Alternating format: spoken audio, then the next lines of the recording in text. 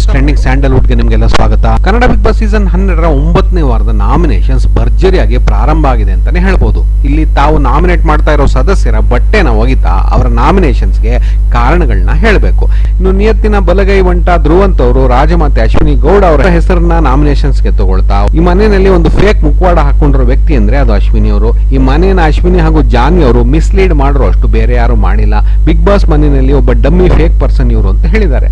ಮೊನ್ನೆ ಪಂಚಾಯತಿನಲ್ಲಿ ಕಿಚ್ಚ ಅವರು ಇವರ ದರ್ಪದ ಆಟಕ್ಕೆ ಸರಿಯಾಗಿ ಮಂಗಳಾರತಿ ಮಾಡಿ ಇವರ ರಾಜಮಾತೆಯ ಗತ್ತು ಮಣ್ಣು ಪಾಲಾಗೋ ಹಾಗೆ ಮಾಡಿದ್ರು ಕೂಡ ತಮ್ಮ ಆತ್ಮವಿಶ್ವಾಸ ಕಳೆದುಕೊಂಡ ಹಾಗೆ ಕಾಣದ ಅಶ್ವಿನಿ ಗೌಡ ಅವರು ಭರ್ಜರಿಯಾಗಿ ಧ್ರುವಂತ್ ಅವರಿಗೆ ತಿರುಗೇಟ್ ನೀಡ್ತಾ, ಯು ಆರ್ ಫೇಕ್, ನೀವು ನಮ್ಮಿಬ್ರನ್ನ ನಿಮ್ಮ ತೆಕ್ಕೆಗೆ ತಗೊಳ್ಳೋಕೆ ನೋಡಿದ್ರಿ, ನಾವು ಮಲ್ಲಮ್ಮ ಅಲ್ಲ ನಿಮ್ಮ ತೆಕ್ಕೆಗೆ ಬೀಳೋಕೆ. ಫೇಕ್ ಮಾತಾಡೋ ನಿಮಗೆ ಎಷ್ಟಿರ್ಬೇಕಾದ್ರೆ ತಾಕತ್ತಿಂದ ಮಾತಾಡೋ ನಮಗೆ ಎಷ್ಟಿರ್ಬೇಡ ಅಂತ ಗುಡುಗಿದ್ದಾರೆ. ಇಲ್ಲಿ ಕೊನೆಗೂ ಕೂಡ ಧ್ರುವಂತ್ ರಾಜಮಾತೆ ಅಶ್ವಿನಿ ಗೌಡ ಅವರ ಮುಖವಾಡನ ಕಳಿಸ್ತಾ ಇದ್ದಾರೆ ಅಂತಾನೆ ಹೇಳಬಹುದು.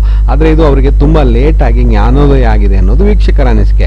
ಕಳೆದ ವಾರ 2ನೇ ಟಾಸ್ ನಲ್ಲಿ ಅಶ್ವಿನಿ ಗೌಡ ಅವರು ಇವ್ರಿಗೆ ಅನ್ಯಾಯ ಮಾಡೋ ತನಕನೋ ಇವರು ನಿಯತ್ತಿಂದ ರಾಜಮಾತೆಗೆ ಸೇವಕನಾಗಿ ಉಳ್ಕೊಂಡಿದ್ರು.